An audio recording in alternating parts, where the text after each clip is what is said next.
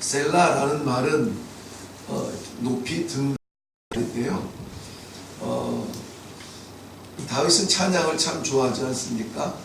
그래서 찬양대를 특별히 구성을 해서 찬양하기도 하는데, 당시에 찬양은 대체로 이 노래 시들을 이렇게 외치면서 찬양을 하는데, 그 찬양을 지휘하는 자가 셀라를 외치면 두 가지를 해석을 해요. 하나는 지휘자를 따라서 이렇게 그 시를 암송하다가 손을 높이 들고 이렇게 찬양을 한다든지, 아니면은 이 목소리 톤을 바꾸어서, 우리나라는 이 곡조가 많이 있지만은 그쪽에는 그렇게 음악이 많이 발달하지는 않았나 봐요. 그래서 곡조가 거의 일정하거든요. 따라다라다라다라 셀라명 따라라라라라 뭐 이런 식으로 해서 이 목소리를 높인다는 의미로도 이렇게 변환을 줄 때 이렇게 셀라가 있어요. 오늘은 셀라가 3번 나오게 되는데요. 3번의 그 셀라 이전의 내용이 이렇게 바뀌는 것을 볼 수가 있어요. 그래서 그것을 좀 구별을 해보면은 이해하기가 훨씬 더 좋은데요. 특별히 마지막 절 보면 구원은 여호와께 있사오니 주의 복을 주의 백성에게 내리소서라고 되어 있습니다. 우리가 생각하는 인생의 복, 우리가 구하는 우리의 최고의 복은 무엇인지를 다시 한번 생각하게 합니다. 우리 이 말씀 가운데서 주시는 복은 구원이라고 생각하기 전에 그 구원을 주시는 여호와를 부를 수 있는 그 자리가 복이라고 하는 것을 우리가 먼저 생각을 해야 될 줄로 믿습니다. 네. 오늘 여호와께서는 그의 백성들을 구원하시기를 원하고 계십니다. 그리하여서 그의 구원하시기를 원하시는 백성들을 불러주시고, 어떻게 내가 너희를 어떠한 상황에서 구원하는지 너는 눈을 들어 보라. 오늘도 우리는 구원을 간구하는 그러한 자리에서, 구원을 이루시는 여호와 앞에서 구원을 목도하는 그러한 증인의 자리에 있기를 바랍니다.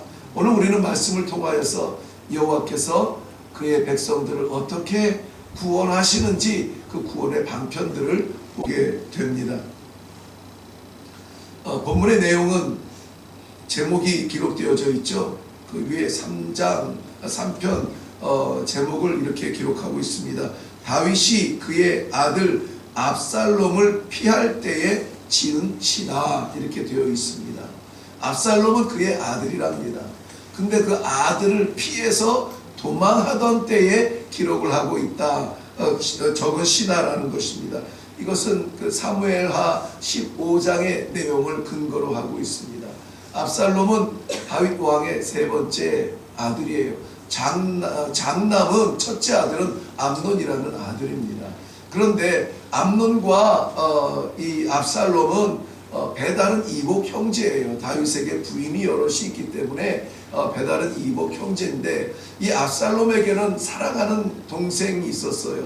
여동생인데 그 여동생의 이름은 다말이라는 아이였습니다. 그런데 배다른 이복 형제이고 장남이고 다윗의 첫째 아들인 암논이 이 이복 남매가 되죠. 이 다말을 너무나 사랑을 합니다. 마음에 흠모하다가 결국은 잔꾀를 내어서 이복 남매인 이 다말을 범하게 되지요. 그것을 이 압살롬이 마음을 참고 기다리고 복수의 칼을 갈고 있다가 3년이나 지나서 양의 털 깎을 때에 잔치처럼 이 친구들을 부르고 이웃들을 부르고 잔치하는 그때에 마치 아닌 것처럼 아버지 다윗을 초청하는데, 아버지 다윗이 내가 가면은 너희 식구들과 너희들이 너무 긴장하지 않겠느냐, 나는 안 가고 대신에 형제들을 불러서 하거라. 그래서 은근히 허락 아닌 허락을 받고 이 압살롬은 첫째 장남인 암논을 위시하여서 형제들 왕자들 다 초대해서 잔치를 하게 되는데, 그 자리에서 그동안 갈고 닦았던 그 복수의 칼을 형 암논을 죽임으로 인하여서 해결을 해버립니다. 도망을 가죠. 외갓집으로 도망을 가요. 외갓집에 도망가서 3년이나 있다가 다윗이 그 아들을 장남을 죽인 것은 괘씸하지만은 압살롬의 그 마음을 헤아리며 그리워하다가 결국은 다시 돌아오게 허락을 합니다. 예루살렘으로 돌아오지만은 2년 동안 얼굴을 보지 않아요. 얼굴을 보지 않자 이 압살롬은 아무튼 이 머리가 명석한 친구 같아요. 꾀를 내어서 아버지와 결국은 화해의 자리를 기어코 만들어냅니다. 아버지가 그 아들 압살롬에게 눈물을 흘리며 입을 맞추고 내 아들 압살롬아 끌어안아줘요. 그리고 나서 그 후에 일이 일어났는데 무슨 일이 일어나냐면 압살롬이 사람들 자기 호위병들을 앞세워서 쿠데타 반역을 일으켜서 왕의 자리를 찬탈하려고 일어납니다. 그런 거 보면 참 이 부모와 자식 간의 그 참 이해할 수 없는 그런 질서들이 있어요. 자식들은 끊임없이 부모에게 받고 살아요. 그럼에도 불구하고 오늘 본문 내용이 아들 압살롬을 피해서 도망하던 때거든요. 왜 도망했을까요? 그 아들이 아버지의 왕의 자리를 빼앗겠다고 일어나는 거예요. 그리고 예루살렘으로 쳐들어오는 겁니다. 이런 못된 놈, 이런 괘씸한 놈, 일어나서 혼쭐을 내고 싶지만은 그러나 자식은 아버지를 쳐도 아버지는 자식을 치지 못합니다. 자식은 부모를 거슬러도 부모는 자식을 거스르지 않아요. 자리를 내어줄지언정 아들을 대적하지 않습니다.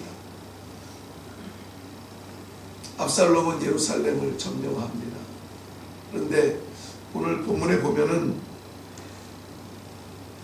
1절 말씀에 나의 대적, 그러니까 나를 치는 자가 많다라고 이야기하잖아요. 그러니까 압살롬 하나만 이야기하는 것이 아니라 사무엘하 15장 사건을 보면은 13절에 이스라엘의 인심이 다 압살롬에게 돌아갔다라고 이야기합니다. 그러니까 이것은 어떠한 그 원수의 강력한 힘을 이야기하는 것이 아니라 실제적으로 많은 원수, 왕 다윗을 따르던 사람들이 이 쿠데타를 일으키는 압살롬에게 다 돌아서서 이스라엘의 민심이 다 성경 그대로 보면 다라는 표현을 해요. 다 압살롬에게 돌아갔다라고 말하고 있습니다. 다윗은 압살롬을 피해서 예루살렘을 벗어나는데 이것은 도망하는 표현으로 얘기하고 있습니다. 사무엘하 15장 30절에 예루살렘을 도망하는 다윗을 이렇게 그려내고 있는데요. 다윗이 감람산 길로 올라갈 때에 그의 머리를 그가 가리고 맨발로 울며 가니 이렇게 표현하고 있습니다.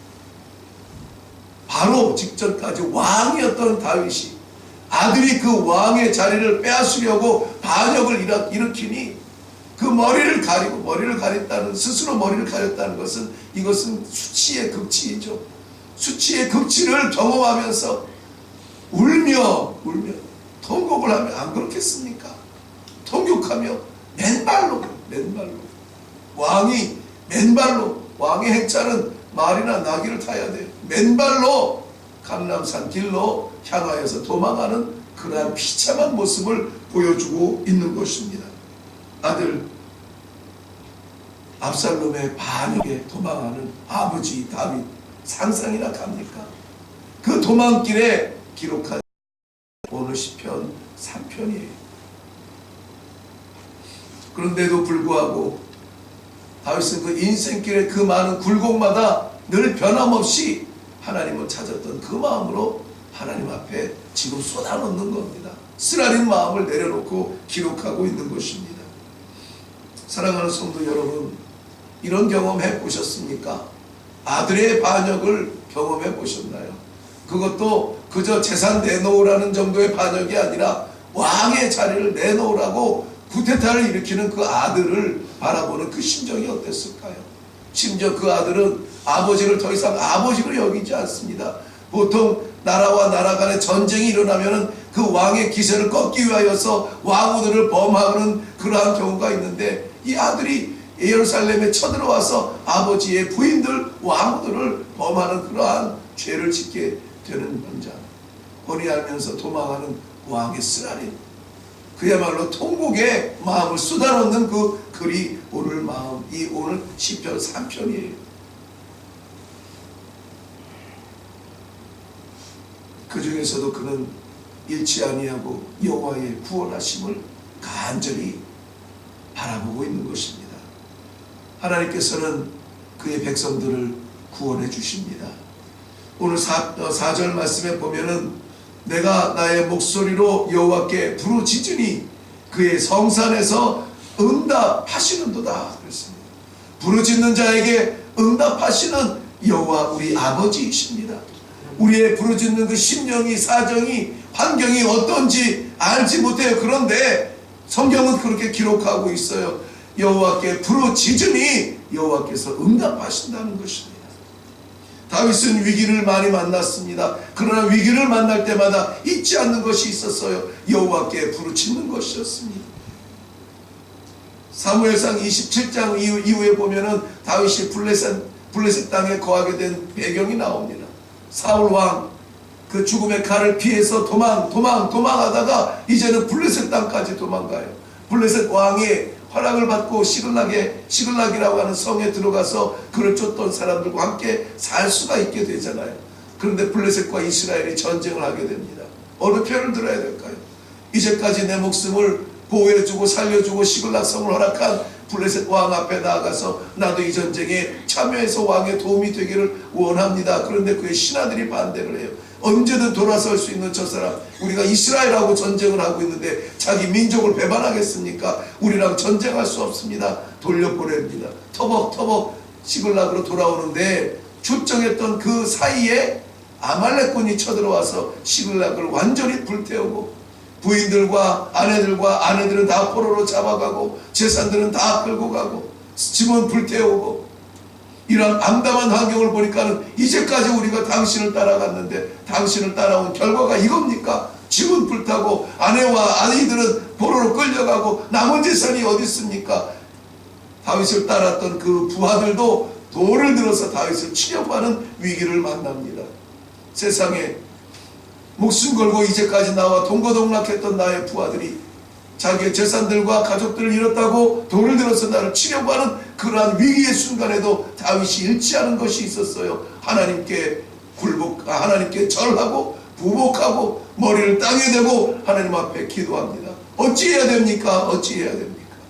내가 이 아말렉을 치러 지금이라도 나가야 됩니까? 저들을 내 손에 붙이겠습니까? 하나님 앞에 기도해요. 여기서 내가 어떡하지? 어떻게 회유하지? 어떻게 살아남지? 유일한 방법은 하나님께 기도하는 것이었습니다. 그 하나님 앞에 기도하고 나아갈 때에 아말렉 군사를 다시 쳐서 다시 도로 찾고 돌아오게 되는 것을 다윗은 그 한 번의 사건이 아니라 평생 경험했던 일이에요. 위기를 만나면 기도하자. 위험을 만나면 기도하자. 그래서 이 아침에 묵상을 할 때에 우리가 만나는 그 모든 위기는 기도의 기회라고 생각을 하시고 하나님을 잊지 마시고 하나님께 기도하는 자는 하나님께서 건져주시고 구해주신다라고 하는 이 믿음을 가지고 이 아침에 기도할 수 있기를 바랍니다. 5절부터 보면은 하나님께서 그의 백성들을 구원하시는 그러한 모습을 이렇게 표현하고 있습니다. 내가 누워 자고 깨었으니 여호와께서 나를 붙드심이로다. 천만인이 나를 애워싸 진친다 하여도 나는 두려워하지 아니하리이다. 그 끔찍한 상황, 이 끔찍한 형편, 지금 과거형도 아니고 아마 이것은 진행형이잖아요. 아들은 기세가 등등하여 예루살렘을 지배하고 있고 비참한 맨발로 쫓겨난 다윗은 낯선 땅에서 거하고 있는 이 상황. 그런데 그 상황을 마치 잠깐 잠자고 일어난 듯 우리 하나님께서는 나를 건져주실 것이라고 말씀하고 있는 것입니다. 하나님을 붙드셔야 됩니다. 하나님을 꽉 붙드셔야 됩니다. 내 능력과 내 기능이 아니라 하나님을 붙들고 하나님의 도우심을 의지하고 하나님을 꽉 붙잡을 때 하나님께서 이겨주신다는 것입니다. 다윗은 경험 속에서도 알고 있습니다. 골리앗을 꺾은 것은 자기가 준비한 물맷돌이 아니라 여호와 하나님의 이름이라는 것을 본인은 너무나 잘 알고 있습니다. 이러한 기적들도 우리가 경험하며 체험하는 것을 우리가 좀 기도할 수 있어야 돼요. 하나님, 나에게도 이런 기적을 주세요. 나에게도 이런 체험을 주세요. 붙들고 나아갈 때 이겼음을 간증할 수 있도록 삶 가운데 간증을 허락하여 주시옵소서. 기도할 수 있어야 될 줄로 믿습니다. 이사야서 41장 10절 말씀은 두려워하지 말라 내가 너와 함께 함이니라. 놀라지 말라 나는 내 하나님이 됨이니라. 내가 너를 굳세게 하리라. 참으로 너를 도와주리라. 참으로 나의 의로운 오른손으로 너를 붙들리라. 약속해 주셨습니다.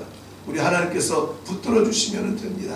폭풍우 비바람이 불어도 주께서 붙들어 주시면 이길 수가 있습니다. 우리 하나님께 붙들리시기 바랍니다. 하나님께서 친히 원수의 뺨을 치시며 그의 발을 꺾어 주신다고 약속해 주셨어요. 이것이 하나님의 구원의 완성입니다. 7절 말씀에 보면은 여호와여 일어나소서 나의 하나님이여 나를 구하소서. 주께서 나의 모든 원수의 뺨을 치시며 악인들의 이를 꺾으셨나이다. 구원은 여호와께 있습니다. 여호와께서 꺾으시고 여호와께서 이기시고 여호와께서 바람의 그 결을 날듯이 날려버리시고 여호와께서 우리를 구원해 주실 줄로 믿습니다. 양을 칠 때에 맹수를 꺾으신 것도 여호와께서 꺾으셨다고 고백합니다. 골리앗을 꺾은 것도 여호와의 이름으로 꺾었다고 그렇게 고백하고 있습니다.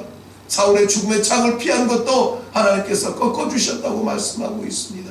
사랑하는 성도 여러분, 오늘 우리의 고난들과 고통들과 이해할 수 없는 문제들과 우리를 억누르고 있는 그 구름들을 꺾을 수 있는 것은 지으신 하나님밖에 없습니다. 우리 스스로가 꺾을 수 있는 것이 아니라 구원하시는 여호와 하나님을 바라보시기를 바랍니다.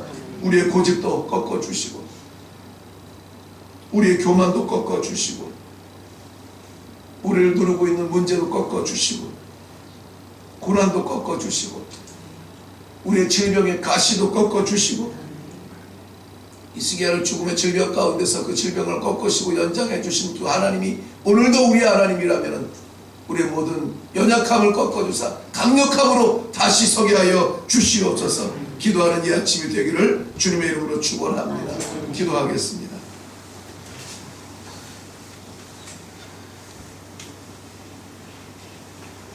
구원은 분명히 하나님께 있습니다. 기도할 때 응답하여 주시는 하나님 아버지, 연약한 우리를 붙들어서 다시 한번 강력하게 세워주시는 하나님 아버지, 우리를 물고 뜯는 원수의 이를 꺾으사 우리를 구원하여 주실 하나님 아버지, 이 시간 이 아침에 하나님을 아버지라 부르며 기도하는 주님의 백성들을 구원하여 주시옵시고 어떠한 가운데 있든지 그 가운데서 우리 하나님을 보게 하여 주시옵시고 이기게 하시고 여호와의 기적을 맛볼 수 있는 놀라운 성도의 삶을 살게 하여 주시옵소서. 감사드리옵고 예수님의 이름으로 기도하옵나이다. 아멘. 구원은 하나님